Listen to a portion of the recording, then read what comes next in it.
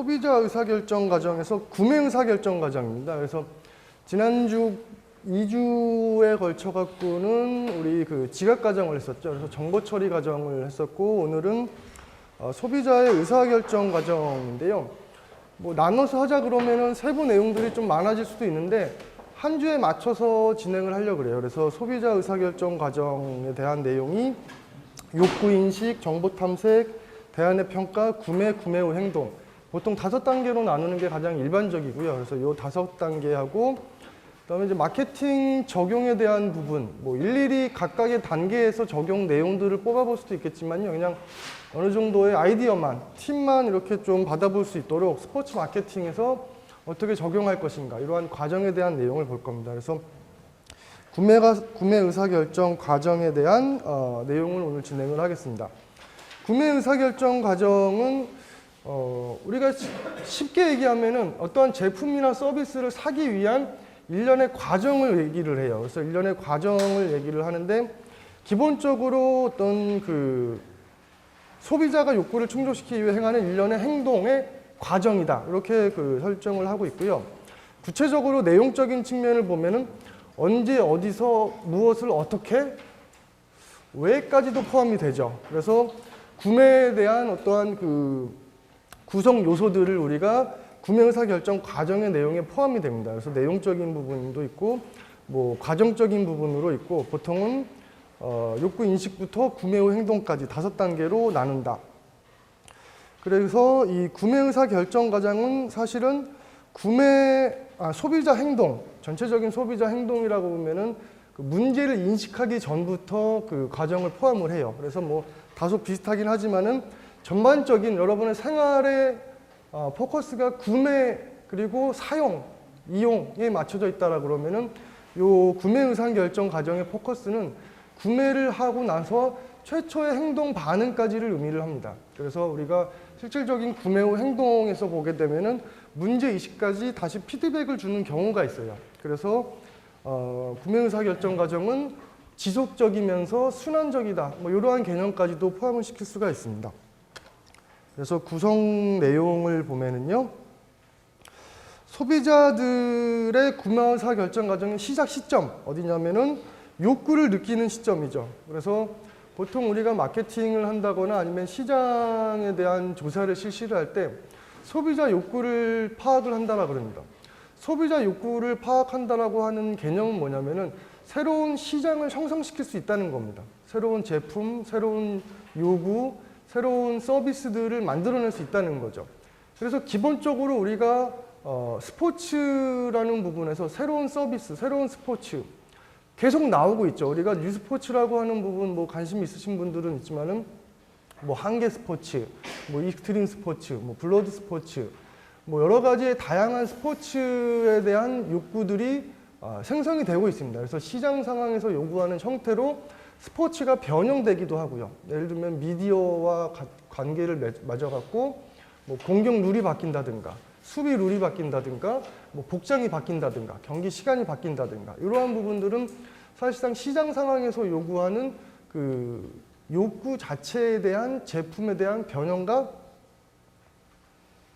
생산에 의해서 이제 시작이 되기 때문이죠. 그래서 기본적으로는 그 시점에서 욕구를 느끼는 시점에서부터 우리가 구매 의사결정 과정이 시작이 됩니다.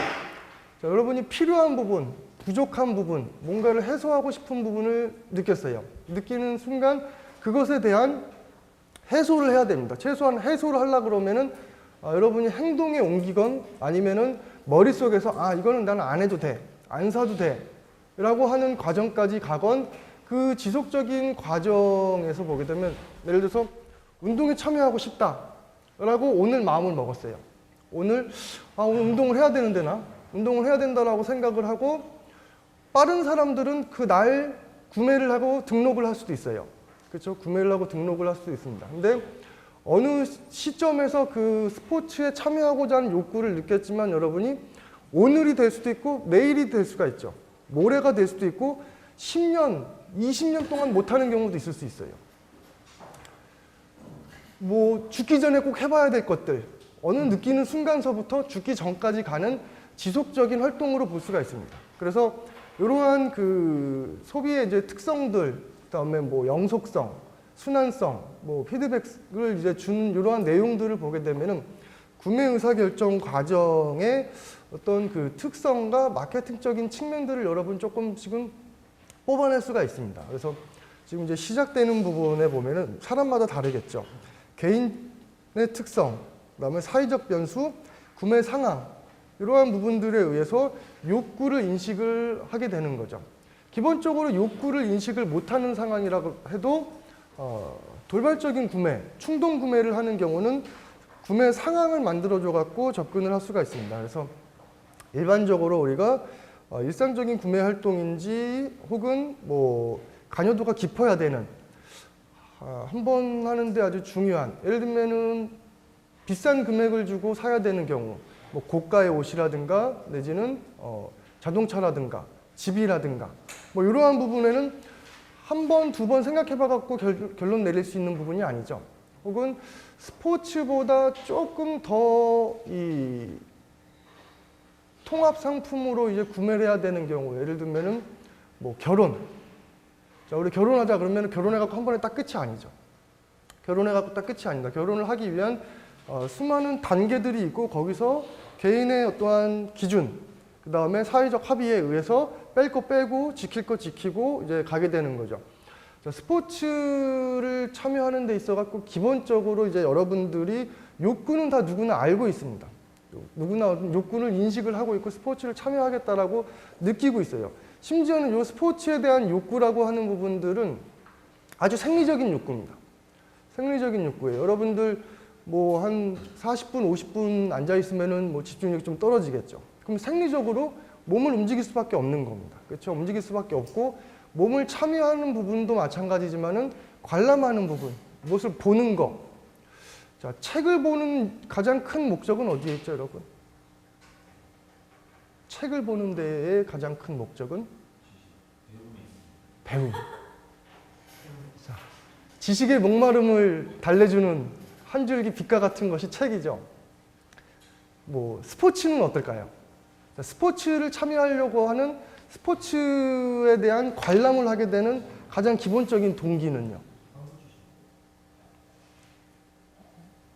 자, 어떠한 욕구에 의해서 관람 쪽으로 한번 생각을 해보는 겁니다. 왜 스포츠를 관람을 하려고 그럴까요?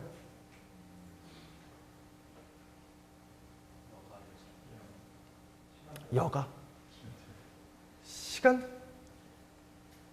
뭐 여러 가지 그 욕구들을 이제 탐색을 해볼 수가 있겠지만요.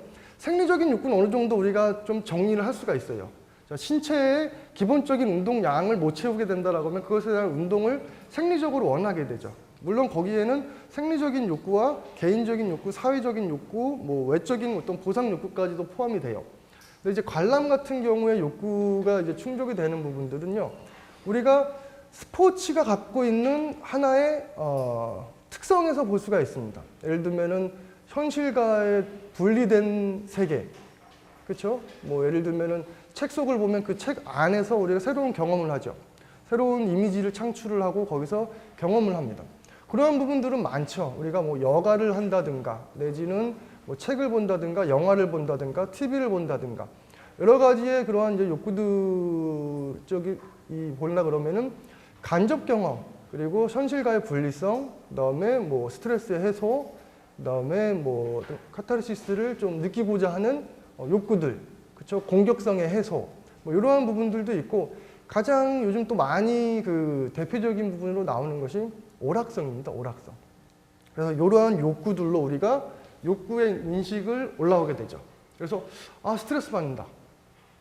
라고 하는 부분에서 혹은 뭐 다른 개인차마다 있을 겁니다. 그래서 요거는 내적인 요소와 외적인 요소에서 우리가 욕구를 또 탐색을 해봐요. 이게 시장에서의 요구입니다.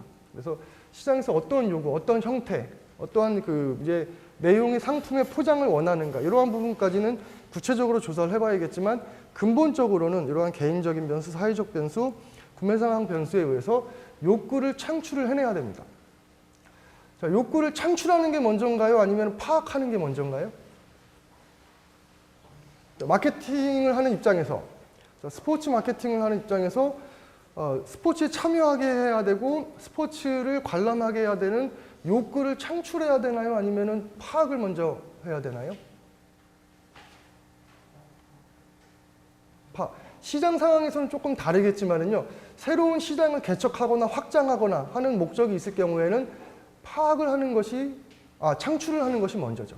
창출을 해야 됩니다. 그래서 경쟁에서 경쟁 우위를 가져가겠다. 이러한 경우에는 구체적인 이제 그 파악을 해갖고 상대방을 유도할 수 있는 요인들을 가져가게 되지만은 실질적으로 폭넓은 새로운 시장을 창출하고 새로운 상품을 만들어내고 새로운 마케팅을 실천하기 위해서는 욕구를 창출해내야 됩니다.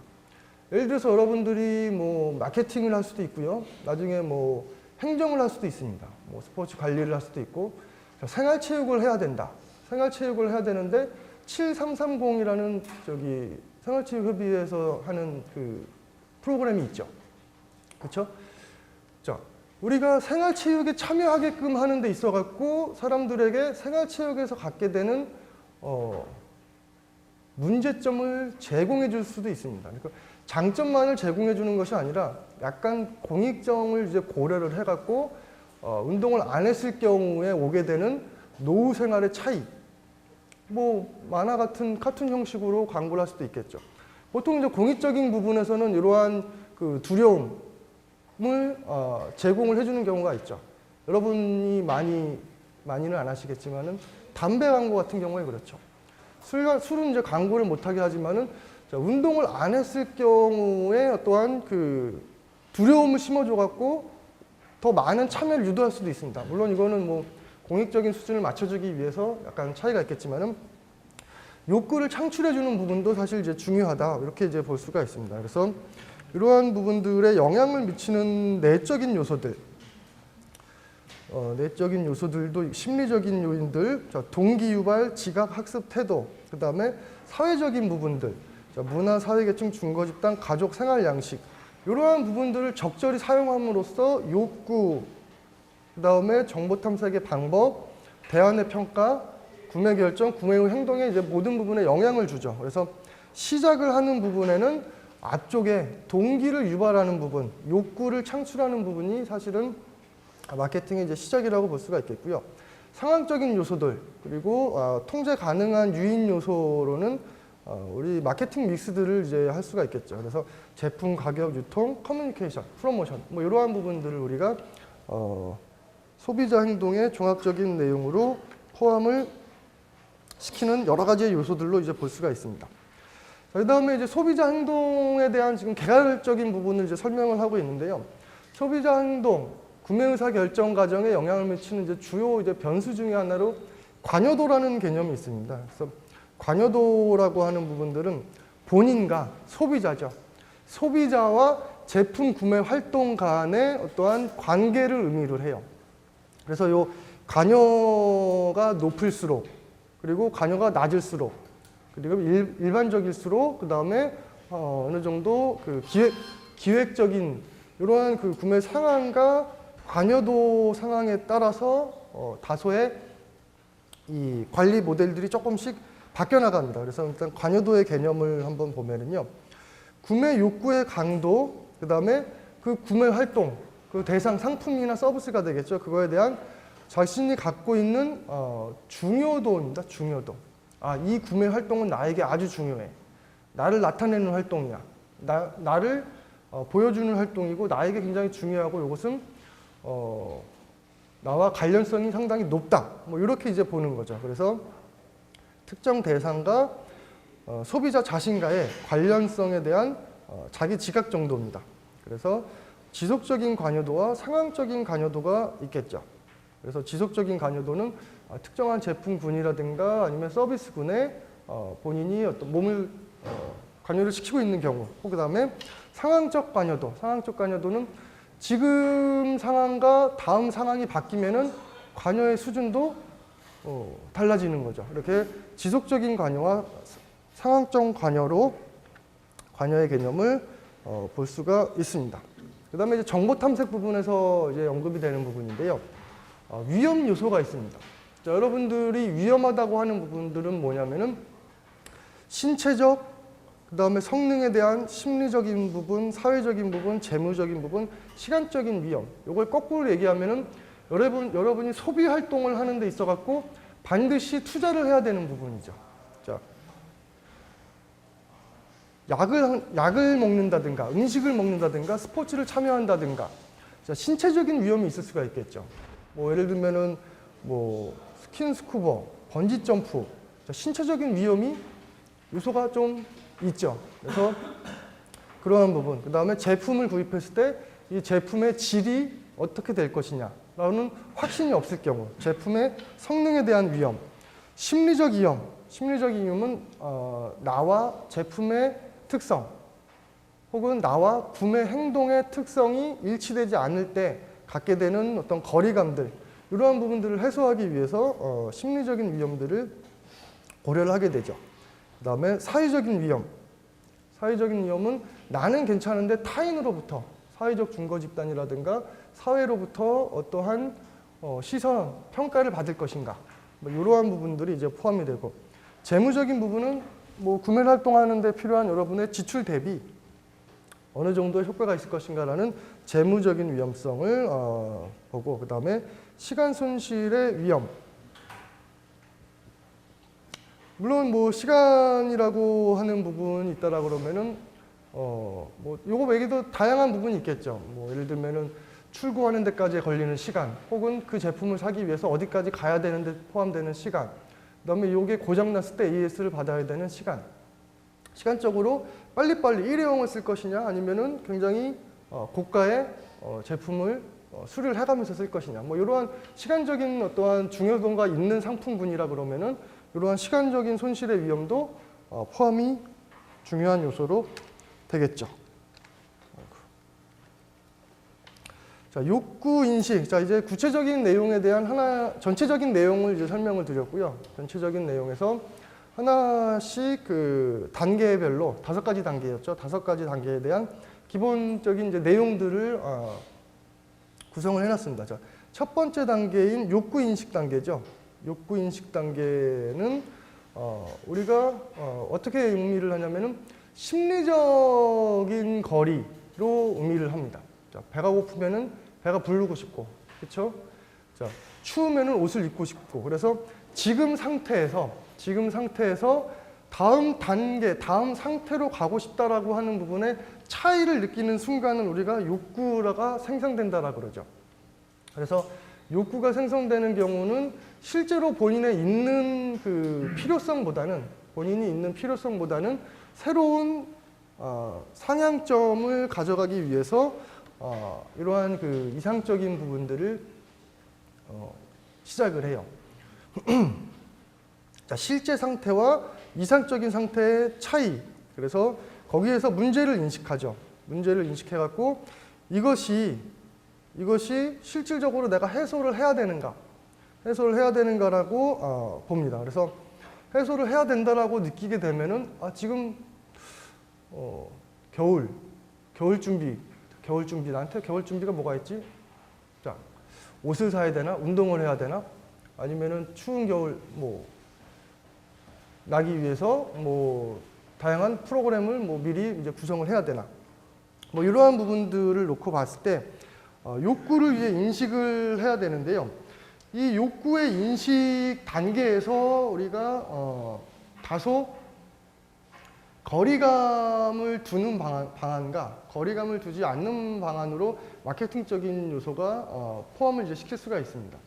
자, 예를 들면은 여러분들 운동을 참여하는데요. 운동을 참여시키려고 합니다. 운동을 참여시키려고 그러는데, 자, 여러분들 같으면은 예를 들면 운동을 참여한다든가 아니면은 뭐 체형 관리를 한다라고 하는데, 일반인들의 뭐 사전 사후에 대한 그림을 보여주는 것이 효과가 있을까요? 아니면은 그냥 원래 유명한 연예인의 사진을 보여주는 것이 더 효과가 있을까요?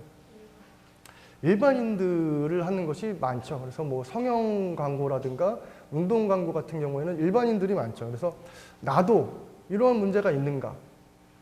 자, 모델 보고 광고 보고 자기 자신을 떠올리는 겁니다. 거울 한번 보고 모델 보고 거울 보고 모델 보고 내가 강도가 이 정도까지는 아니더라도 운동을 해야 된다라고 하는 부분들을 지속적으로 놓는 거죠. 그래서 이 광고가 갖고 있는 여러 가지의 이 자극 중에서요, 이러한 그 실제 상태를 보여주고자 하는 부분과 이상적인 부분을 보여주고자 하는 부분들이 무게중심을 어디에 두느냐는 대상에 따라서 혹은 종목, 우리가 무엇을 이 욕구를 이제 창출하고자 하느냐에 따라서 약간씩 차이가 있는데요.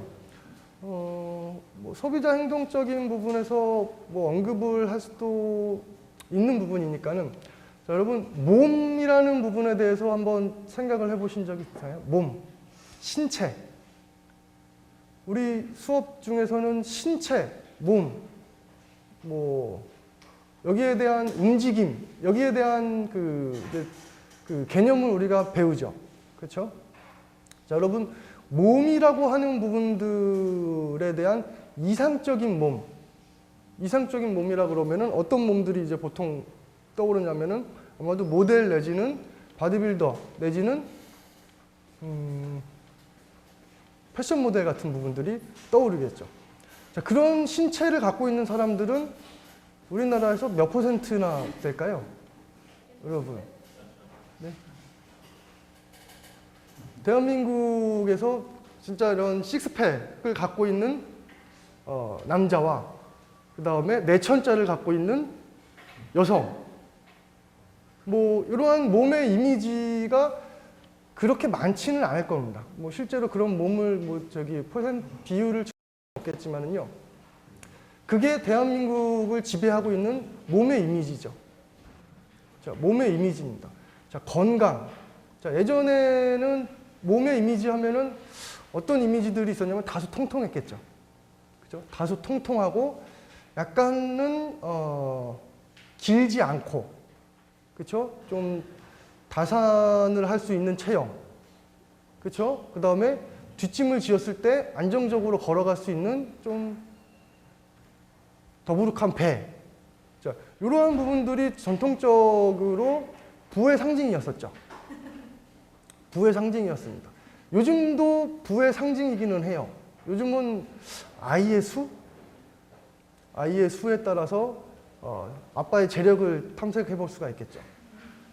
뭐 이것도 얘기가 조금 빠져나갔지만, 자, 우리가 몸이라고 하는 부분들을 만들어냈을 때 한국 사회에서 갖고 있는 이상적인 몸과 현실적인 몸에는 차이가 있는 거죠. 그렇죠? 자, 이러한 부분들을 만들어낸 것은 누가 만들어냈죠, 여러분? TV가 만들어냈죠. TV가, 미디어가. 그래요? 그러면은 TV와 미디어는 몹쓸 역할을 담당해야 되잖아요. 수많은 사람들에게 먹을 재미를 줄이고, 그렇죠? 먹는 재미를 줄이고 운동의 고통을 안겨주는 이 몸의 이미지. 이 몸에 대한 부분에 차지하는 시장이 거의 대부분의 시장이라고 보시면 됩니다. 이게 뭐 꼭 스포츠, 의학, 뭐 먹는 것부터 뭐 의학, 생활, 뭐 의복, 뭐 기능성, 이러한 부분들이 대부분 몸과 신체에 대한 부분이에요. 그렇죠? 그래서 여러분들도 몸에 대한 구체적인 이미지가 있을 겁니다. 그 구체적인 이미지가 있을 거고, 사람들이 스포츠를 통해서 그 이미지를 충족했다라고 보는 거죠. 예를 들면은요, 남자들 웨이트장 한 하루에 30분, 1시간씩 한 달만 다니잖아요. 한 달만 다니면은 사실 그렇게 몸이 좋아지지는 않습니다. 몸이 좋아지지는 않는데 자신감이 생기는 거죠. 내가 생각했을 때 남들이 보건 말건 나의 욕구는 이 정도 충족이 되었다라는 거죠. 자기 만족일 수도 있습니다. 그래서 요 마케팅을 하는 그 입장에서, 교육을 하는 입장에서 보게 되면은 항상 잘했다고 조금씩 칭찬을 해줘요. 잘했다고 칭찬을 해주고 한 단계 한 단계씩 올라가게 됩니다. 그래서 뭐 지속적인 이러한 그 제품 주기나 서비스 주기를 늘려가죠. 그러면 그 단계에서 다음 단계로 가는 게 있습니다. 그래서 그 처음적인 이상적인 단계에 대한 처음의 유인은 몸이요. 몸이 이제 가장 좋습니다. 몸으로 이제 접근하는 것이 좋고요. 두 번째에서의 그 상태는 좀 이제 라켓을 잡고 그립을 해봤다. 뭐 이렇게 한다 그러면은 동작, 그렇죠? 동작이라든가 기술 쪽으로 올라가요. 그 다음에 이론적인 부분까지도 포함을 시켜줍니다. 그래서 이 욕구라고 하는 부분들은 여러분 결론적으로 얘기하면은 끝이 있다 없다. 자, 욕구는 끝이 있을 수가 없겠죠.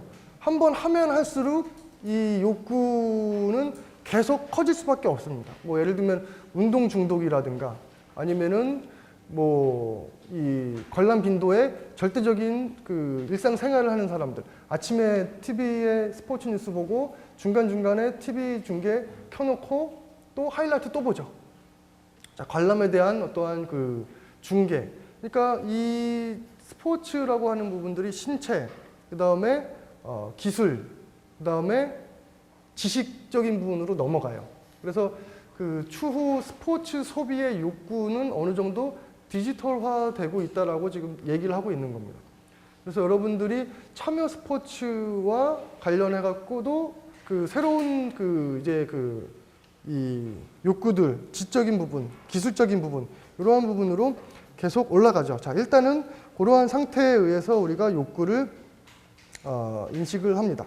그래서 욕구를 충족해주기 위한 과정을 일단은 한번 여기 그려본 거죠. 그래서 목표의 어떠한 그 이제 단계별 계층 구조를 이제 그 설명을 하고 있습니다. 그래서 제일 처음에 이제 설정되는 부분들은 욕구의 인식이죠. 이상적인 운동을 참여하겠다라는 욕구의 인식에서부터 스스로 어느 이상적인 부분을 이제 해소하겠다라고 하는 부분을 정하는 경우가 이제 대부분입니다. 그래서 그거를 하기 위해서 정보를 탐색을 하고요. 그 과정들을 쭉 실시를 해나가게 되겠죠. 그래서 정보 탐색을 할 때는 자기가 받아들일 수 있는 것, 받아들이지 못하는 것, 해야 되는 것, 몰랐던 것, 알아야 되는 것 이러한 부분들을 해놓는다. 그래서 요 정도 기준은 내가 충족을 시켜줘야겠어 라고 한다라 그러면은 그거에 대한 세부 행동으로 들어가는 거죠. 외적 정보 탐색들을 이제 실시를 하는 겁니다. 친구한테 물어보고 인터넷을 보고 전화 문의를 하고 그 다음에 방문 문의를 하는 거죠. 자, 방문 문의를 한다고 하는 부분들은 거기에 있는 직원들한테 물어볼 수도 있고요. 직접 관찰을 해볼 수도 있고요.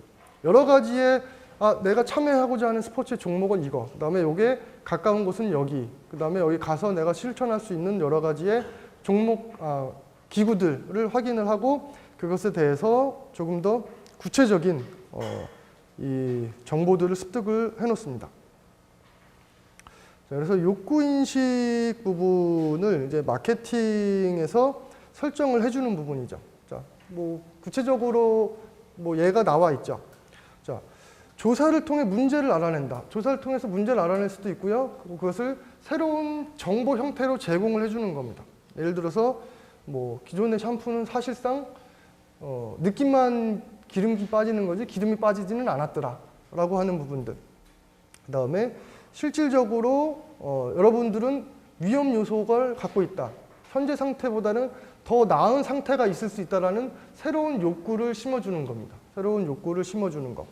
그 다음에 소비자가 원하는 상태를 변경을 시킨다는 거죠. 결국에는 문제를 찾아내거나 문제를 만들어내거나 문제를 변경시키는 거죠. 뭐 여러분들이 스포츠 관람, 자, 조금 거시적인 부분으로 볼까요? 자, 스포츠는 정책적으로 경제적으로 육성을 해야 되나요? 육성을 하면 안 되나요? 해야 된다. 어떤 배경에서요?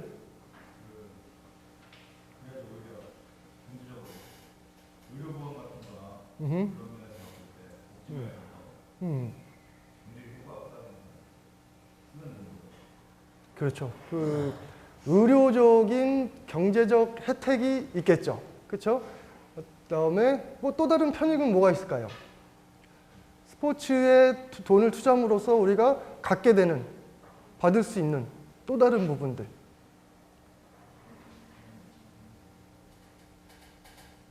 자, 의료비. 자, 사회적인 부분도 있을 것이고 개인적인 부분도 있을 겁니다. 그렇죠?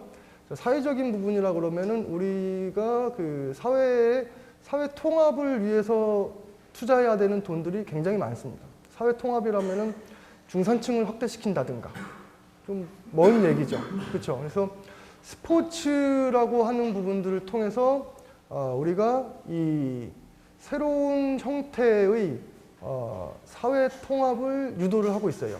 무슨 소리냐면은 모든 국민들은 다 양극화, 이분화, 계층화되고 있습니다. 모든 그 사회의 문화들이나 가치들이 거의 다 그런 식으로 계층화가 되고 있는데 스포츠라고 하는 부분들은 이러한 부분들을 아직까지는 해당이 안 되고 있죠. 스포츠를 참여하면 할수록 계층화가 되지는 않죠. 대부분 통합화 내지는 이 문화를 공유할 수 있는 형태를 만들어 갑니다. 그래서 뭐 국제 메가 이벤트를 유치하는 배경들, 그다음에 뭐 프로스포츠를 지역별로 프랜차이즈를 권장하는 이유들, 자, 이러한 부분들은 단위의 문제가 있지만은 일단은 여러 가지의 이 사람들의 심리적인 결속을 유도를 할 수가 있겠죠. 다른 측면으로는 심리적인 측면 외에 시장을 취합한다라고 하는 특성이 있습니다. 시장을 취합한다라고 하는 특성이 있죠. 예를 들면 너무 개성들이 너무 강하고 하나의 대상으로 도저히 묶을 수 없는 사람들. 쉽게 묶을 수 있는 방법은 스포츠로 묶어버리면 됩니다. 지역색도 약해지고 뭐 사회 계층에서도 약해지고 뭐 가치관도 다 달라요. 다 다른데 그래도 시장 상황을 유도하기 위해서는요. 뭐 꼭 그게 목적은 아니겠지만요. 꼭 그게 목적은 아니겠지만 이 마케팅적인 측면에서 보면은 시장을 좀 큰 시장을 한두 개 정도는 갖고 있어야 됩니다. 자본주의 시장이라 그러면은 개별적인 개인이 구성된 시장이지만 이들을 통제할 수 있는 범위는 있어야 되겠죠. 범위는 있어야 됩니다. 그래서 접근 루트가 될 수도 있고 범위가 될 수도 있고 그래서 스포츠라고 하는 부분들은 이러한 보이지 않는 마케팅적인 경제적인 측면에서 묶을 수도 있습니다. 묶을 수도 있어요. 그래서 여러분들이 요 대상들에게 스포츠를 통해서 묶여있는 사람들에게 샴푸로 접근을 할 수가 있을까요? 스포츠 스타만 쓰면 돼요. 자, 운동 후에 땀 흘린 다음에 땀 기름기 빼는 거. 스포츠 스타 머리 감는 화면만 올려주면 됩니다. 거의 모든 소비 제품들이 몸과 관련이 되어 있죠. 그렇죠? 몸, 신체 이러한 부분과 관련이 되어 있기 때문에 사람들을 이러한 스포츠 쪽으로 좀 묶어가려고 하는 시장을 재구성하려고 하는 경향이 상당히 강합니다. 그래서 여러분들이 새로운 시장을 발굴할 필요가 없는 거죠. 그 시장만 강화를 해주면 돼요. 그래서 그 시장이 있다.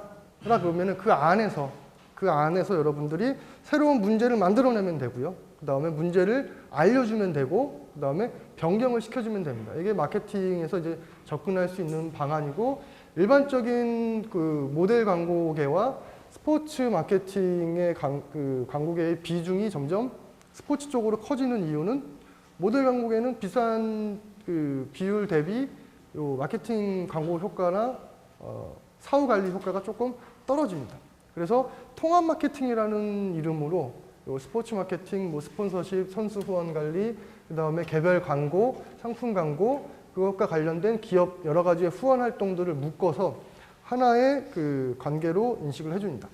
물론 거기에는 욕구만 목적을 두고 하는 것은 아니죠. 태도의 형성이라든가 기억이라든가 이러한 여러 가지의 다양한 부분들이 포함이 되지만은 큰 틀에서 우리가 그 스포츠라고 하는 부분에서 욕구를 만들어낼 수 있는 방안들은 무궁하다. 이렇게 여러분들이 그 이해를 하고 접근을 하시면은 될 것 같습니다. 그래서 이것이 내가 진짜 해야 되는가 해야 되지 않아야 되는가라고 하는 역치가 있겠죠. 임계점이 있습니다. 그래서 어느 수준까지 자극을 주고 어느 수준까지 마케팅 이 광고를 해줘야 되는가, 빈도를 얼마나 해줘야 되고 어느 정도의 강도로 해줘야 되고 어느 정도의 관여도를 만들어내야 되는가, 뭐 이러한 부분들을 대상으로 시작을 하죠. 그래서 욕구가 필요하다라고 만들어주는 이제 수준까지를 우리가 임계점 이상을 이제 만들어 놓고 거기서 욕구에 대한 인식을 개발해내도록 가야 되는 겁니다. 그래서 어필 유형이라든가 아니면은 뭐 광고 매체의 종류, 뭐 이러한 그 캠페인을 짜는 데 있어 갖고 구체적으로 목적지를 만들어줘야 되는 겁니다. 그래서 보통 이제 여러분 이제 그 다음 단계 일상적인 이제 뭐 유형에서 보면은 일상적인가, 즉각적인가, 즉각적이지 않은가, 그 다음에 예상한 것인가, 예상하지 않은 것인가. 근데 이런 거에 따라서 문제가 바뀌게 되겠죠. 그래서 지금 당장 처리해야 되는 부분과 지금 당장 하지 않아도 천천히 해도 되는 부분, 이런 식으로 대상을 또 나눌 수가 있습니다. 그래서 욕구의 인식을 만들어내는 부분들은 이러한 긴급성, 그 다음에 발생의 예상도를 중심으로 해갖고 구분을 해놓은 것이 또 일반적인 접근 방법이겠죠. 시간이 제한되어 있습니다. 시간이 제한되어 있는 상태에서 문제가 긴급하다. 그러면은 빠르게 접근을 해줘야 되겠죠. 그래서 이러한 부분들을 인위적으로 만들어낼 수도 있습니다. 인위적으로 만들어낼 수도 있고 그에 대한 어떠한 문제점들을 해결해주기 위한 이 플랜을 구체적으로 유도를 해내는 거죠. 그래서 일상적인 문제, 계획적 문제, 긴급한 문제, 그 다음에 점진적인 문제, 뭐 이런 쪽으로 나눠서 실시를 해줄 수가 있습니다. 지금 당장 중요한 일이 아니에요. 근데 지금 당장 중요하다고 얘기를 해버리면 광고에서 지금 당장 뭐 보통 뭐 그런 거죠. 지금 당장 전화하세요. 뭐 1588 몇 번들 그렇죠. 자, 먼 훗날 노후에 대한 내지는 장래에 대한 부분인데 지금 당장 해야 된다라 그러죠. 위기감을 주는 겁니다. 그래서 나중에 해도 되고 뭐 실제로는 뭐 바로 내일이 될 수도 있겠지만요. 그러한 부분들의 위급성, 긴급성을 만들어주는 거죠. 만들어줌으로써 의사결정 처리 기간을 줄여주는 거. 그래서 이러한 부분으로 욕구를 강화시키는 거, 시간적인 타이밍을 만들어 놓는 거죠. 자, 우리나라 티켓 판매 같은 경우 보면은 대부분 선착순 구매죠. 선착순 구매입니다. 근데 실질적으로 거기서 이제 배분해야 되는 부분들이 좀 많이 있습니다. 그래서 선착순으로 이제 해야 되는 부분도 있고, 뭐 사회적 배려를 해야 되는 부분도 있고, 뭐 VIP로 빼놔야 되는 부분도 있고, 뭐 여러 가지의 뭐 분야가 있겠지만은 일반인들에게 적용 가능할 수 있는 욕구의 중요도를 높이는 방법에서는 시간 제한을 두는 것은 효과적이다. 뭐 이렇게 이제 볼 수가 있겠습니다. 자, 문제 인식에 문제를 유발시키는 문제 인식을 유발시키는 요인들, 뭐 갖고 있는 것들의 재구가 떨어진다거나 불만이 늘어났다거나 아니면은 속성 및 여건, 자기에 대한 뭐 상황이 변했다든가, 그다음에 마케팅 노력이 변했다든가, 혹은 미래의 경제 사정이 좋아질 것이다라고 하는 부분, 그다음에 증거 집단의 영향력 등에 의해서 문제를 인식을 한다는 거죠. 하나를 건드릴 수도 있고 둘을 건드릴 수도 있고 다 통제를 할 수도 있겠지만 일단은 통제를 못하는 부분들이 대부분이니까 파악을 해야 됩니다. 그래서 이 파악을 해갖고 이들의 변화를 예측을 하는 거죠. 시장조사라고 하는 부분들은 과거를 조사하는 게 아니죠. 추이를 조사하는 겁니다. 추이를 조사해갖고 앞으로 어떻게 변할 것이냐. 왜냐하면 조사 단계에서 마케팅 활동까지 전환하는데 시간적인 이 차이가 있겠죠. 그래서 그 시간 이후의 변화량을 예측을 해야 되는 거죠. 그래서 실제 이것들을 이제 변화 요인들, 뭐 증거 집단서부터 뭐 경제적인 요소까지 여러 가지가 있겠죠. 자, 이러한 요인들을 문제로 인식하게끔, 욕구를 창출하게끔 하는 부분은 아까와 마찬가지입니다. 문제를 제시해주거나 아니면 변화를 시키거나 두 개를 이제 변형시키는 거죠. 그래서 실제로 체형이 변화됐거나, 뭐 살이 빠졌거나 살이 쪘거나, 혹은 이상적인 상태의 변화를 요구를 해줘야 됩니다. 지금은 이러한 부분의 목적이지만은 내년도에는 이러한 부분, 이러한 뭐 피부, 톤, 이러한 부분들이 유행을 할 것이다. 올 겨울엔 이러한 스포츠 의류가 유행할 것이다. 이러한 컬러가 유행할 것이다. 아직 유행이 안 했죠. 아직 유행을 안 했는데 살 사람들에게 그게 유행할 거라고 얘기를 해줍니다. 자, 올 겨울에는 이런 색깔이 유행할 거야. 그리고 그런 색깔을 내놔요. 유행할지 안 할지는 아직 모르는 거잖아요. 그렇죠? 그러니까 이상적인 부분들을 이제 그렇게 만들어 놓고 혹은 둘 다를 통해서 실시를 해볼 수도 있겠죠. 그래서 욕구에 대한 마케팅 관리자들의 역할들, 자, 욕구를 파악해야 되죠. 그래서 그것을 할 수 있는 부분들로 제품이나 서비스를 만들어 놔야 되고, 그다음에 그거를 유도할 수 있는, 변형시킬 수 있는 광고를 창조해 내는 것. 이것이 이제 욕구 단계에서 사람들에 대한 유인 요인으로 볼 수가 있겠습니다. 자, 일단은 모델링을 하시고요. 각각에 들어가게 되는 광고 시안이라든가 내용이라든가 이러한 부분들, 여기에 들어가는 부분, 여기에 들어가는 부분 1, 2, 그 다음에 일반적으로 소비자들이 하는, 자, 요쪽 부분은요, 요쪽 부분은 아마 뭐 보는 관점마다는 조금 다르겠지만은 제공자의 마케팅 방안이 이쪽으로 아마 좀 포함이 될 겁니다. 제공자의 마케팅 방안이 이쪽으로 많은 부분 포함이 될 거고요. 그 다음에 어차피 매치는 돼요. 매치는 되는데 실질적으로 여기는 소비자 조사가 조금 더 크게 들어가고요. 소비자 조사가 조금 더 크게 들어가고 이들과 이들의 관계, 매치는 어차피 되지만은 그래도 마케팅 사례라든가 관리 방안이라든가 이러한 부분들을 이쪽으로 강조를 해주세요. 이게 일로 들어갈 수도 있고 이게 일로 들어갈 수도 있습니다. 그렇지만 이제 제가 이제 말씀드리는 부분들은 이 부분을 여러분이 소비자 입장에서 조사를 하려 그러면은 실험이라든가 장기간 관찰을 좀 하셔야 돼요. 그래서 이쪽을 소비자 입장에서 조사하기는 조금 버거우실 거예요. 그러니까는 이 내용들을 이제 하기 위해서는 마케팅 쪽으로, 제공 내용 쪽 중심으로 보시고요. 물론 능력이 되시면 이쪽으로 믹스를 하셔도 상관없습니다.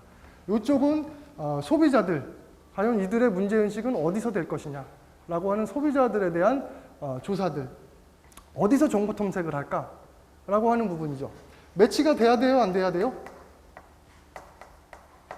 돼야 되는데 나중에 보면 차이가 있을 겁니다. 이들이 원하는 정보 탐색 방안이 있을 것인데 여기서 제공해주는 주의 지각을 시키는 방법들은 또 다를 거예요. 그렇죠? 그래서 그것들은 어차피 종합적인 결론에서 또 나오는 거니까는 일단은 모델링을 하시고 포커스를 이쪽은 제공, 마케팅, 홍보 쪽으로 보시고 이쪽은 소비자 조사 쪽으로 하는 겁니다. 물론 그래서 매치해갖고 종합관리 모델은 나와야겠지만은 개별적으로는 각각의 내용들로 구성을 하셔갖고 진행을 하시면 돼요. 과제 내용은 이해가 되시죠? 좀 쉬운가요? 어려운가요? 일단 여러분이 책만 보고 내용을 정리하는 것보다는 실제로 인터넷이랑 광고랑 이런 거를 쭉 취합을 하세요. 쭉 취합을 하셔갖고 실질적으로 여러분들이 그 마케팅 보고 뭐에 대한 제언 뭐 이런 식으로 하나의 독립된 그 보고서 형식으로 이제 구성을 한다라고 보시면은 좋을 것 같습니다. 그래서 조는 저희 인원으로 봤을 때 한 3개 조에서 4개 조. 3개 조에서 4개 조 하시면은 구성하는데 크게 이제 무리는 없으실 거예요. 그래서 평가 방법은 뭐 그래요. 개별 평가랑 뭐 이렇게 보시면 됩니다. 개별적인 부분은 개별적으로 10점 보고 개별 과제로 보고 종합적인 완성도에서 팀별 또 점수 주고 그래서 1대1 종합적인 완성도와 전체적인 어떠한 내용들 한 10점, 그다음에 개별적인 수준, 개별적인 제언, 관리 이제 제언 방안들 한 10점 정도 해갖고 기말 프로젝트 겸 개별 과제로 해갖고 하겠습니다. 자, 과제 내용에 대해서 질문 있으십니다.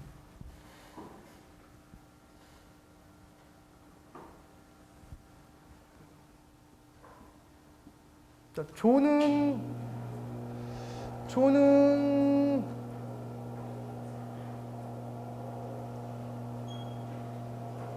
일단 관심 분야를 해갖고요. 먼저 한번 해보겠습니다. 자, 프로 종목에 관심 있으신 분, 프로 팀.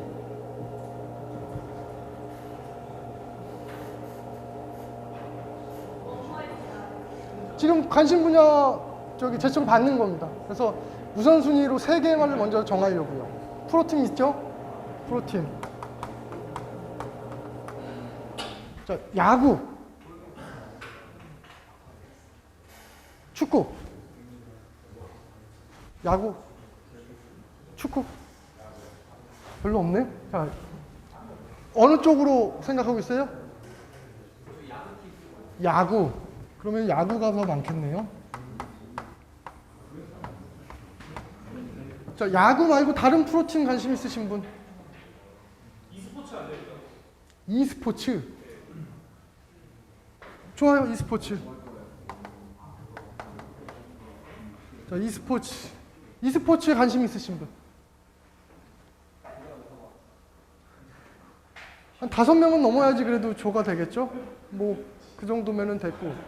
자, 또 다른 종목이나 아니면은 뭐, 참여 스포츠. 한 명도 없어요, 참여 스포츠? 해야지. 기업, 용품.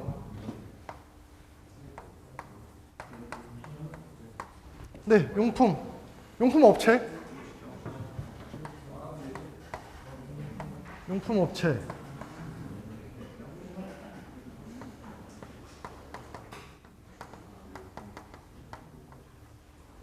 시설 참여, 참여 스포츠, 용품 업체, 기업, 그렇죠? e스포츠는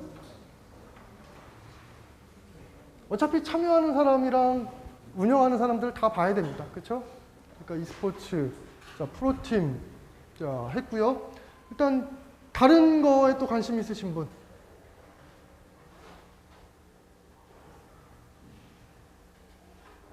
자, 그러면은 이렇게 일단 4개 다 살려보겠습니다. 4개 다 살려갖고 다음 시간에 여러분들끼리 잠정적으로 팀을 짜오십시오. 그래서 빠지거나 늦게 온 사람들이거나 아니면은 결정을 못한 사람들은 제가 도움을 드려갖고 다음 주에 고정을 하는 걸로 하겠습니다. 그래서 4개 주제에서 구체적으로 팀별로 어떤 팀을 하겠다, 어떤 종목을 하겠다, 뭐 이런 식으로 구성을 하시면 돼요. 그래서 미리 한번 생각을 해보십시오. 그래서 구성이 안 돼 있으면은 다음 주에 제가 구성을 하도록 하겠습니다. 네.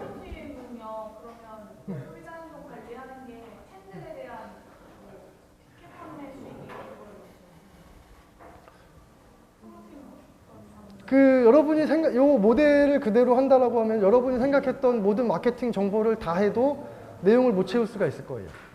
그러니까 실질적으로는 마케팅 방법에서 수익 구조 개선 뭐 이런 것까지 초점을 맞추기에는 좀 그렇고, 일단은 소비자 입장과 마케팅 입장만, 수익 구조까지는 보시지 마시고.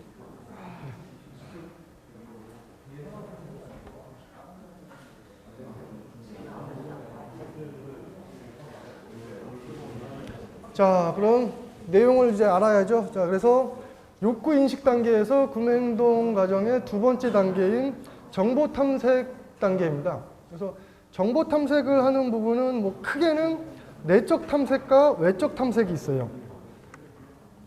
자, 무언가를 문제를 인식했다고 가정을 하고요. 내적 탐색은 본인의 기억, 회상 이러한 부분에 의해서 스스로 의사결정이 가능한 경우에는 내적 탐색만으로 행동이 연결이 되고요.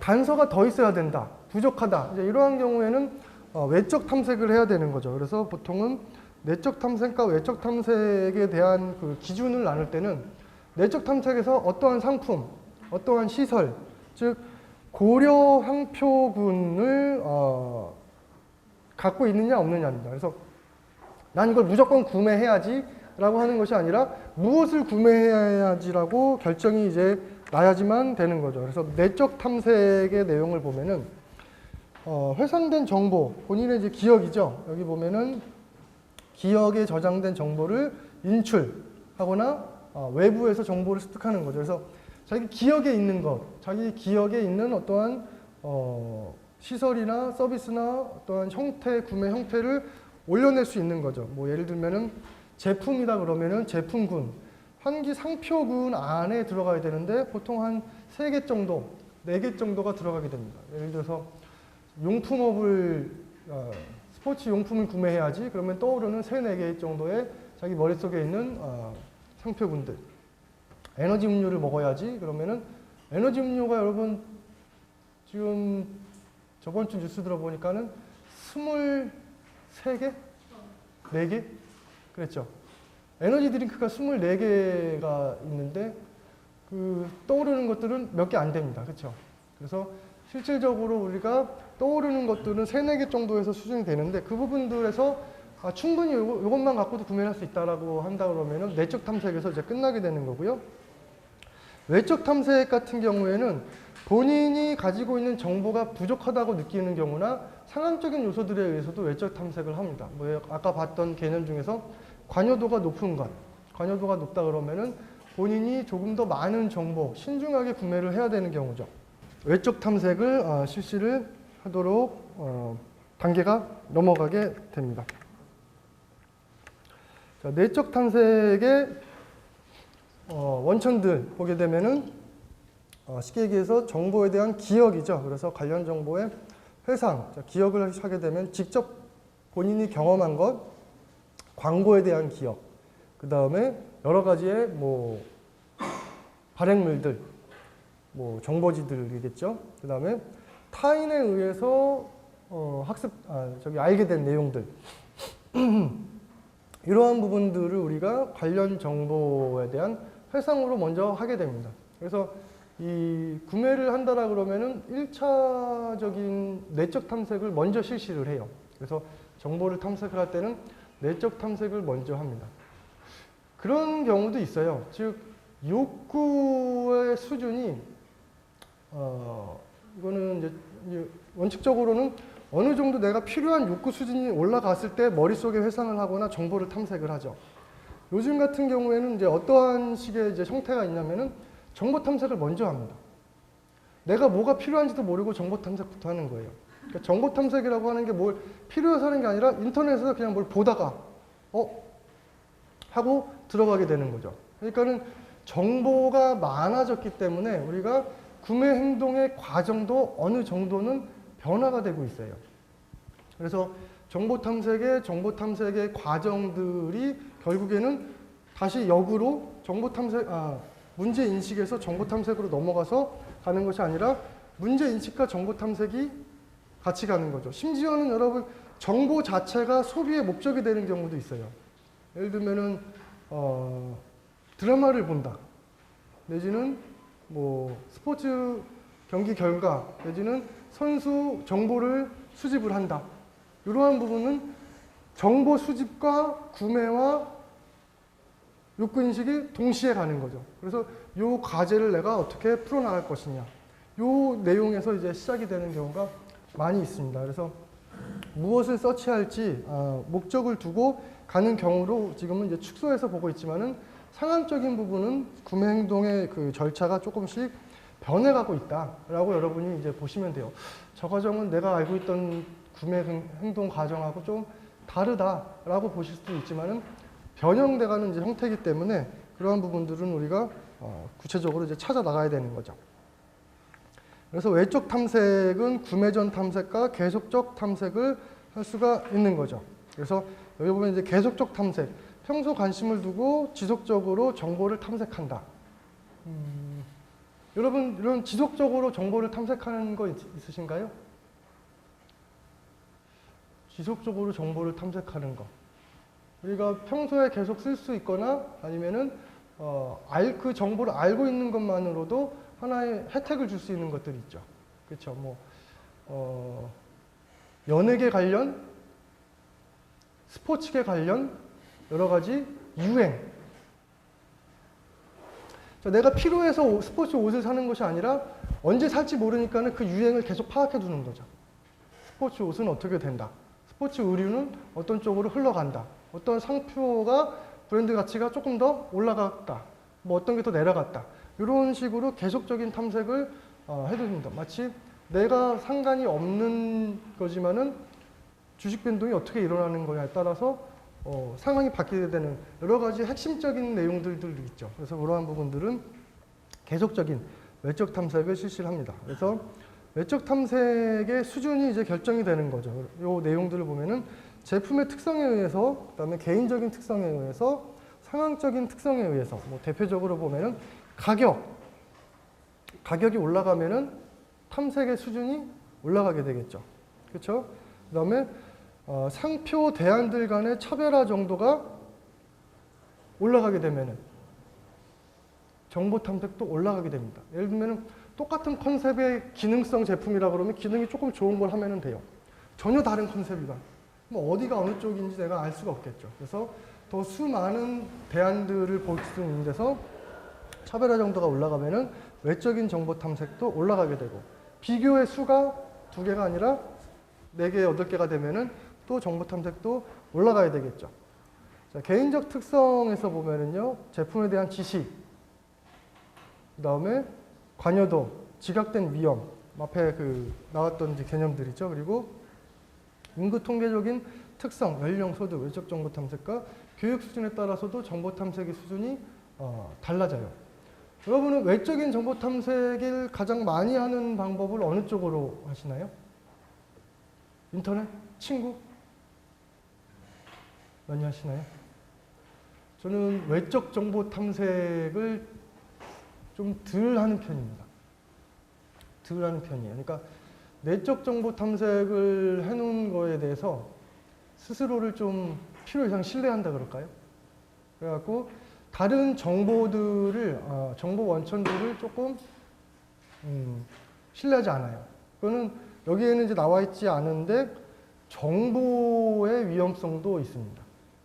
정보 수집을 하는데 뭔가를 구매해야 돼요. 예를 들어서 여러분이 일시불은 아니지만은 돈 100만 원을 주고 핸드폰을 사야 된다. 검색해 볼 게 많죠. 검색해 볼 게 많습니다. 근데 후기 같은 거 보면은 다 좋다고 나옵니다. 어떤 게 좋은지 도저히 알 수가 없어요. 그래서 좋아요의 수를 본다든가 이런 쪽으로 이제 보는 거죠.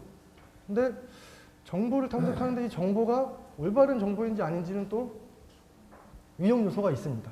그래서 정보는 최소의 객관적인 정보만 이제 저는 이제 보려고 그래요. 그러니까 가격, 그다음에 스펙, 뭐 이러한 부분들만 보고 나머지는 이제 본인의 이런 그걸로 갑니다. 그래서 개인적인 특성에 따라서도 상당히 다른 외적 정보 탐색의 수준이 바뀌어 나가겠죠. 그다음에 상황적인 특성, 거리, 혼잡성, 그다음에 긴급성, 뭐 이러한 부분에 따라서 정보 탐색은 줄어들겠죠. 그렇죠? 정보 탐색은 빠르게 오히려 유도시킬 수가 있습니다.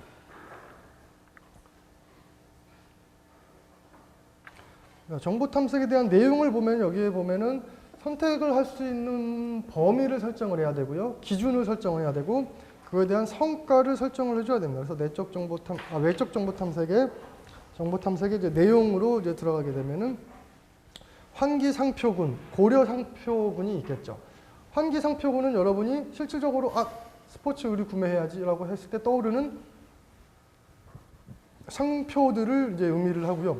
고려 상표는 외적 정보 탐색을 해갖고 추가로 이런 상품이 있구나, 이게 요즘 유행하는구나 라고 추가로 알게 되는 부분이죠. 그래서 이러한 부분들로 나눠서 설정을 합니다. 여기 보면은 뭐 정신적인 구두쇠 뭐 이런 형태도 있죠. 그래서 정보 탐색은 포괄적이냐, 일상적이냐, 제한적이냐, 일상적이냐, 제한적이냐, 뭐 이런 쪽으로 이제 나눠서 설정을 해놓습니다. 그래서 구매 빈도에 따라서, 그다음에 뭐 정보량을 확인을 해보는 거죠. 그래서 우리가 이 정보를 많이 제공해줄 필요가 없는 것들도 있습니다. 굳이 정보를 제공해줄 필요가 없는 서비스군, 상품군, 대상들에게 정보를 제공해주는데 노력을 할 필요는 없겠죠. 그래서 정보를 제공을 해준다라 그래도 정보를 제공해줄 만한 내지는 습득을 할 만한 사람들, 그 상표군, 그 내용에 대해서만 집중을 하는 것이 또 효과가 있다고 볼 수가 있겠죠. 자, 마케팅적인 측면에서 보게 되면은요, 밀어내느냐, 밀려나느냐입니다. 자, 우리의 머릿속에 있는 환기 상표군은 한정이 되어 있어요. 뭐 적은 사람은 뭐 2개, 뭐 대안이 2개 정도밖에 없고 많은 사람은 한 4, 5개 정도가 되겠죠. 자, 그러면은 그 상표군들이 있다라 그래갖고 신규 상표군들을 신규 들어가려고 하는 사람들은 그 새로운 침투 그 산업군에 새롭게 이제 들어가기 위해서 더 많은 노력들을 해줘야 되겠죠. 그래서 여기에 들어가기 위해서 상당히 다양한 마케팅 부분들이 펼쳐집니다. 그래서 기존에 알던 상표와 기존에 알지 못하는 상표들 간에 혼돈을 일으킬 수 있는 방법은 외적 정보 탐색을 이용하는 방법밖에 없습니다. 그러니까 외적 정보 탐색에 들어가는 부분은 광고가 될 수도 있고요, 구전이 될 수도 있고요, 뭐 여러 가지의 신문, 뭐 이러한 어떠한 정보가 될 수도 있고요. 다양한 형태에 의해서 이 상기 상표군에 들어가느냐 혹은 거기에 들어가지 못하느냐 하는 부분들은 정보 탐색 수준에서 받게 되는 거죠. 그래서 실질적으로 이 과정에서 새로운 마케팅 방안들이 많이 나오게 됩니다. 혹은 전략적으로 아주 차별화된 전략으로 가는 경우도 있고, 혹은 묻어가기 내지는 뭐 비슷한 혼돈을 야기하는 거죠. 이게 그거였나, 그게 이건가, 뭐 이런 식으로 혼돈을 유도할 수도 있고요. 그래서 이런 쪽으로 들어가고자 하는 것이 마케팅에서 굉장히 중요하겠죠. 자, 그래서 대안상표군들, 처음에 떠오르는 게 두 개, 그다음에 고려하는, 그러니까 구매를 고려하는 것, 그다음에 알고 있는 것, 그다음에 뭐 전체적으로 이제 조사를 해보니까 상품들 뭐 여러 가지가 있겠죠. 그래서 이러한 부분들에 대한 이제 대안의 평가가 구체적으로 이루어지는 겁니다. 그러니까 정보 탐색 이후에, 자, 그렇다면은 새로운 상표군들이 생겨났어요. 새로운, 내가 고려해야 될 새로운 상표, 새로운 구매 형태, 모르는 것. 그래서 뭐 스포츠를 참여한다, 여기에 참여하느냐, 이 용품을 사느냐, 저 용품을 사느냐, 이제 이러한 부분들에 대한 대안의 평가가 이루어지겠죠. 그래서 그 집합 요소를 이제 크게 세 개로 나눠봤을 때 고려 집합, 인지 집합, 전체 집합들 내외로 나눠서 볼 수가 있겠죠. 대안을 평가하는 데 있어서의 주요한 기준들, 자, 어떤 기준으로 평가를 할 것이냐, 그 다음에 평가 방식은 내가 직관적으로 혼자 알고 있는 기준에 의해서 할 것이냐, 아니면은 타인의 어떠한 내용들 혹은 요 기준과 요 기준을 절충시킬 것이냐, 뭐 이러한 부분들에 의해서 평가 기준과 평가 방식이 결정이 되게끔 구성을 해보는 거죠. 자, 평가 기준의 어떠한 그 특성들, 자, 상당히 동기라든가 욕구와 밀접한 관련이 있겠죠. 그래서 무엇을 추구할 것이냐, 기능성이냐, 심미성이냐, 뭐 내지는 이미지냐, 뭐 이러한 부분에 의해서 평가 기준이 달라지는 거죠. 그래서 실용성이냐, 뭐 쾌락성이냐, 뭐 이러한 여러 가지의 다양한 기준들에 의해서 평가의 기준이 설정이 되는데, 이 부분은 구매의 목적, 동기, 즉 욕구의 생성과 직접적인 연결이 있겠죠. 자, 요 욕구, 그러니까 어떻게 보면 다 통합적으로 연결이 되어 있습니다. 욕구에서부터 정보를 제공해주는 내용, 방식까지 그것을 충족해 줄 수 있는 기본 내용들을 이제 구성을 해서 제공을 해주는 거죠. 그리고 각각의 내용들은 하나만 있는 것이 아니라 다양한 내용들이 있습니다. 그래서 다양한 내용들에 대해서 중요성 등을 놓고 설정이 되죠.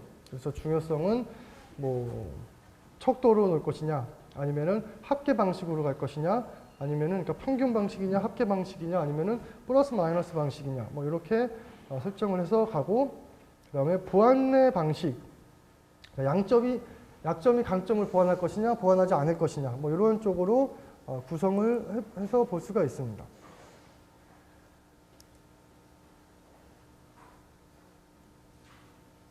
자, 같은 건데요. 그러니까 기대치 모델입니다. 기대치 모델. 자, 어떠한 스포츠에 참여를 할 것이냐, 생활 스포츠를 하고 싶다. 자, 축구회를 할 것이냐, 야구를 할 것이냐, 혹은 뭐 개별 종목인 수영을 할 것이냐. 거기서 포함되는 것이 어떤 게 가장 재밌을까? 어떤 게 돈이 가장 많이 들어갈까? 어떤 게 건강에 가장 좋을까?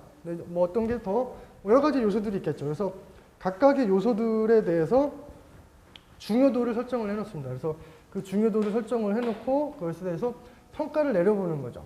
이렇게 평가를 내려보면 막연히 생각했던 부분하고는 조금 다르게 나올 수가 있습니다. 그래서 여러분들이 생각했던 부분과 실제로 평가의 결과가 어느 정도는 차이가 있을 수가 있기 때문에 이런 식으로 이제 평가를 하는데 대부분 실질적으로 이렇게 계산을 하지는 않죠. 계산을 하지는 않고 어느 쪽에 이제 중요함을 이제 두고 몇 가지 요소들을 고려를 해갖고 요게 요 정도는 충족시켜 줄 것이다. 이런 식의 대상으로 가는 거죠. 그래서 실질적으로 평가하는 내용이라고 하는 부분들은 실제와 지각된 부분하고는 차이가 있습니다. 그래서 우리가 보통 이제 들어가는 부분들은 성능에 대한 부분에 대한 부분들은 지각된 부분으로 들어가는 부분이 대부분이에요. 그래서 내가 느끼는, 내가 알고 있는, 내가 경험한 기능, 이러한 부분들로 가는 것이 대부분이기도 하고 평가 기준의 중요도도 변화가 되는 것이죠. 위치가 바뀔 수도 있고 그다음에 중요성의 범위가 내용이 달라질 수가 있습니다. 그래서 이러한 평가 기준을 고려한다라는 것은 뭐냐면은 마케팅에서 실시하는 마케팅 프로모션의 방향이 종류가 바뀌겠죠. 그래서 어떠한 품질 중심이냐, 이미지 중심이냐, 서비스 중심이냐, AS 중심이냐, 뭐 기술 중심이냐 이런 거에 따라서 마케팅 방안이 또 변화가 되는 거죠. 이런 식의 방식을 우리가 보완적인 방식이라고 합니다. 보완적으로 다 전체적인 내용을 하는 거고 비보완적인 방식은 중요도가 있으면은 자, 이 부분은 좀 약했지만은 다른 부분이 더 중요한 비율이 있는 부분에서 보완이 되는데 이거는 딱 똑같은 점수로 놓고 보완이 안 됩니다. 그래서 속성에 대한 부분으로 평가를 이제 시키는 거죠. 그래서 이러한 부분들은 우리가 실질적으로는 제품 중심의 그러니까 뭐 이미지라든가 지각된 부분이 이제 중요한 것이 아니라 실질적으로 제공해 주는 부분들이 중요한 것. 즉 기능성 내부에서 봤을 때는 이러한 비보완적 방식을 많이 이용을 해줍니다. 그래서 같은 제품군 비교가 같고 뭐 기능성이 이제 중요한 부분들은 이렇게 비보완적인 요소들을 중심으로 실시를 해놓는 거죠. 뭐 예를 들면은 치약들이 디자인이 중요한가요? 아니죠. 키퍼는 거의 다 거기서 거기죠. 돌리거나 누르거나 똑딱이 둘 중에 하나죠. 튜브 타입은 다 똑같습니다. 그렇죠. 그러니까는 이러한 기능성에 대한 비보완적인 방식으로 절대적인 평가를 하는 것이 많고요. 여러 가지의 대안 평가 방식들입니다. 뭐 감성 의존식, 후광 효과, 맥락 효과, 유인 효과, 유사실 효과, 프레이밍 효과, 그 다음에 뭐 사고 비용 이러한 부분들도 대안을 평가하는데 고려해줘야 될 내용들로 가는 거죠. 그래서 어느 한 행동을 참여한다라고 했을 때 조금 더 소비자들로 하여금 무엇을 평가 기준으로 강조를 할 것이냐, 제품을 강조를 할 것이냐, 성적을 강조할 것이냐, 선수의 이미지를 강조할 것이냐, 이러한 그 사람들의 소비자 판단의 목적에 따라서 제공해줘야 할 내용들이 바뀌어가게 되는 거죠. 그래서 이러한 부분들은 결국에는 구매로 이어집니다. 구매로 이어진다라고 하면은 뭐 처음에 나왔던 관여 형태에 따라서 다양성, 그다음에 뭐 갈등 감소 행위, 습관적 구매 행위, 그다음에 뭐 복잡한 구매 행위 뭐 이렇게 하는데 우리가 뭐 치약은 정보 탐색할 것도 없고 그냥 사는 거죠. 습관적인 구매 행위입니다. 자, 새로운 스포츠에 참여하고 싶다. 이러한 경우에는 고관여죠. 돈도 시간도 많이 투자를 해야 돼요. 그래서 이러한 경우에 복잡한 구매 행위를 하고 또 종목 간, 또 비교 대상 간 차이도 많이 있을 경우 상당히 구매 활동에 대해서 복잡한 단계를 거쳐서 구매 활동을 하게 되겠죠. 이 구매에 영향을 미치는 또 중간 요소로 태도를 또 다시 한번 넣어봤습니다. 그래서 실제 구매로 이어지는 데 있어 갖고 좋은 태도가 있으면 실제 구매로 이어집니다. 태도는 안 좋아도 구매로 어느 정도 이어지기는 해요. 그러나 약 10배 정도 차이가 나죠. 좋은 태도를 형성시켜서 구매로 이어지거나 아니면은 이 제품에 대한 즉 제품 광고, 기업에 대한 태도는 제각각이죠. 제각각입니다. 근데 제품에 대한 태도와 구매, 제품은 별로 안 좋지만 구매하는 경우도 있을 수가 있어요. 그래서 제품에 대한 태도를 해주기 위해서 그 전 단계로 뭐 여러 가지의 이미지를 구축을 해야 되겠죠. 그래서 제품을 하기 위해서 광고에 대한 태도를 먼저 형성을 시킵니다. 그래서 광고 태도를 형성시키기 위해서 동시에 광고 모델 등에 대한 이미지도 형성을 하고 기업에 대한 이미지도 구축을 해야 되겠죠. 그래서 아예 이미지 광고와 제품 소개 광고가 이원화돼서 나가게 됩니다. 그래서 태도는 태도대로, 기업에 대한 태도는 제품은 보여주지 않고 기업만 보여줘요. 기업의 활동만 보여주고 그다음에 제품은 종류별로 가는 거죠. 그래서 제품과 광고는 어느 정도 묶여 있지만은 기업의 이미지는 또 다르게 갑니다. 그래서 이렇게 태도를 형성시키기 위해서 가는 거죠. 자, 태도가 행동에만 영향을 주는가? 아니죠. 태도가 기업, 인출에도 영향을 준다고 합니다. 좋은 태도를 갖고 있는 사람들은 좋은 기억이 남았던 사람, 좋은 태도가 있었던 사람은 오랜 시간이 지났을 때 그 사람을 기억해내기 쉽지만 싫었던 사람, 안 좋은 기억, 안 좋은 태도를 갖고 있던 내용은 기억을 오래 못 갖고 가게 되죠. 그리고 또 우선적으로 떠오르지도 않습니다. 그래서 태도의 인출 가능성, 그다음에 뭐 확장된 PC바인 모델, 그다음에 뭐 예기치 못한 상황에 있을 때 가장 먼저 떠오르게 되는 거, 내가 좋은 게 먼저 떠오르겠죠.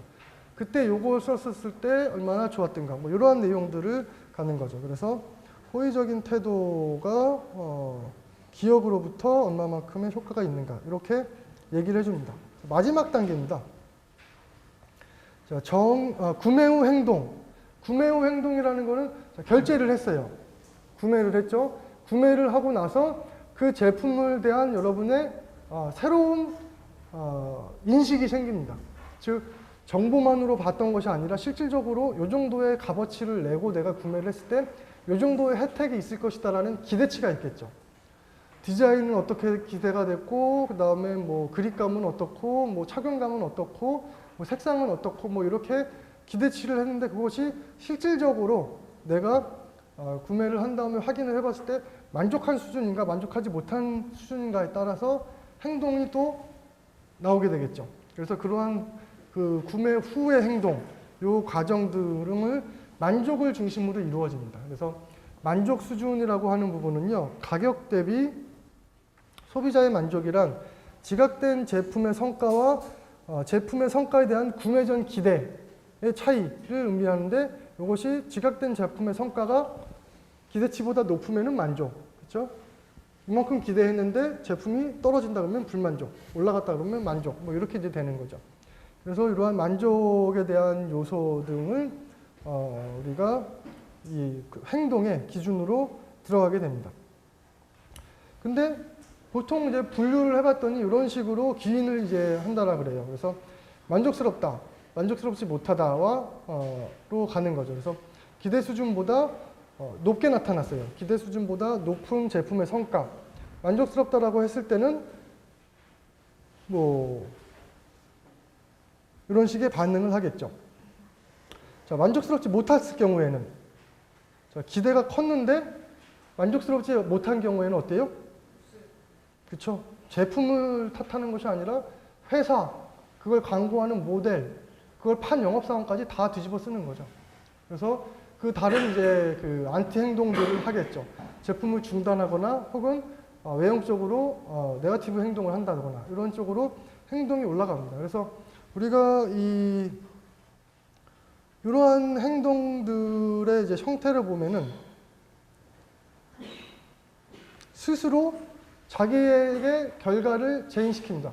왜냐하면 회사가 못됐고 모델이 못됐고 영업사원이 못됐어도 결국에는 누구 잘못이에요?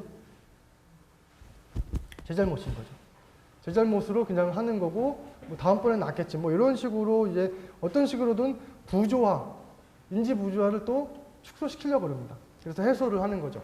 그래서 내가 내 스스로 내 잘못으로 돌릴 수 있으면은 그걸로 끝나는 것이고 그걸로는 도저히 안 되겠어. 그러면은 내가 잘못한 게 아니야. 그러면 누굴 욕해야 돼요? 회사를 욕해야 되는 거죠. 다른 사람들한테 회사를 욕합니다. 쭉 욕하고 이 제품은 이렇게 해서 안 됐다. 라고 하는 거죠. 그래서 어떤 식으로든 인지 부조화를 이제 그 해소를 하려고 노력을 하고 있는 거죠. 자, 마케팅에 대한 뭐 여러 가지의 적용 방법들, 뭐 중간에 조금 이제 설명을 했습니다만은, 자, 마케팅이라고 하는 것과 소비자 행동의 모델을 구성하는 것은 지금 제가 일부러 이렇게 조금 그 매치를 시키려고 노력을 하고 있지만은 사실 매치는 잘 안 되고 있어요. 그러니까 스포츠 소비자 행동, 스포츠 마케팅은 어느 정도 구성이 되어 있는데 소비자 행동에 대한 부분은 이 마케팅서의 일부 부분으로 조금 빠져 있습니다. 근데 이제 대부분 이제 소비자 행동을 보는 이유는 뭐냐면은 마케팅의 거울이라고 보시면 돼요. 그래서 마케팅의 시작과 끝이 소비자면은 소비자를 이해한다라고 하면은 그것에 대한 마케팅의 적용이 있어야 됩니다. 그래서 마케팅 이제 적용을 하려고 이제 조금씩 이제 노력을 이렇게 하고 있는데 다 여러분들이 사례를 이제 보고 이해를 하기 위해서 찾아내면 어느 정도는 이해가 되는데 이것을 이제 논리적으로 설명하는 데는 다소 유동성이 있습니다. 그래서 여러분들도 이제 그 실제적으로 그 조사를 하시고 평가를 해보면서 그러한 부분들에 대한 어떤 해소, 노력, 그리고 또 거기서 또 재미가 나와요. 그래서 기존에 예를 들면은 보고서가 없는 보고서를 쓰는 거죠.